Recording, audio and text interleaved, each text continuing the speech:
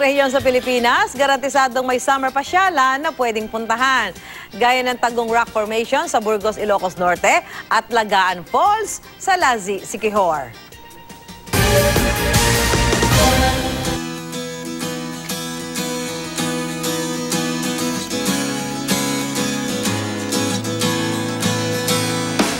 Sa isang lugar sa Burgos, Ilocos Norte, hindi beach vibe ang dinarayo, kundi ang mga rock formation na animoy pinagpatong-patong. At sa gitna ng mga naglalakihang bato, isang maliit na lagoon ang paboritong langoyan ng mga dumarayo rito. Swak ang lugar para sa mas chillax na summer pasyal.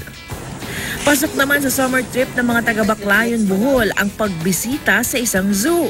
Nakalilibang na, educational pa, lalo na para sa mga bata.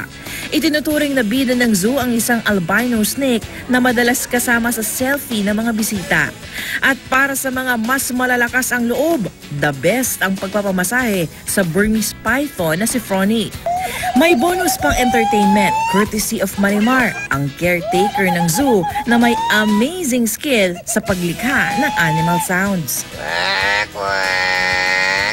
Relaxing river cruise naman ang pinagmamalaki ng Sorsogon City. 30 minutes ang ride sa mga floating cabana kung saan masisilayan din ang makapal na bakawan sa paligid ng Buhatong River. Pero syempre, hindi kumpleto ang summer kung walang water adventure. Sa bayan ng Lassi sa Siquijor, ang Lagaan Falls ang go-to place sa mga mahilig maglakwatsa. 20 pesos lang ang kailangan para sa maghapong pagtatampisaw sa malamig na tubig. Para sa unang balita, Salima Refran reporting.